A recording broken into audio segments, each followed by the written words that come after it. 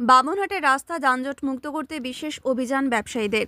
বুধবার সকাল 11টা নাগাদ বামুনহাট বাজারের মূল রাস্তা যানজট মুক্ত করতে বিশেষ উদ্যোগ নিল ব্যবসায়ীরা। দীর্ঘদিন যাবৎ রাস্তার দুধারে দাঁড়িয়ে থাকে টোটো, আর এতেই নাজেহাল হতে হয় বাজারে আসা ক্রেতা সহ অন্যান্য গাড়ির চালকদের।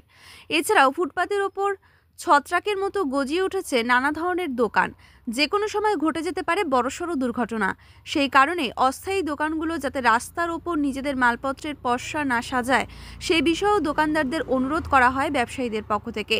টোটো চালকদের উদ্দেশ্যে ব্যবসায়ীরা জানান, আজ থেকে চৌধুরীহাটগামী যে সমস্ত টোটো যাবে সেগুলো বামুনহাট অফিস পাড়ার ওই দিকে রাখতে হবে, এবং যেগুলো সাহেবগঞ্জগামী সেগুলোকে বামুনহাট বন্ধন ব্যাংকের দিকে রাখতে হবে। বামুনহাট বাজার কমিটির সম্পাদক সুব্রত সেন বলেন, দীর্ঘদিন যাবৎ বামুনহাটে যানজটে নাজেহাল হচ্ছে সাধারণ মানুষ, আর এর থেকে রেহাই পেতে আজ আমরা এই উদ্যোগ গ্রহণ করেছি।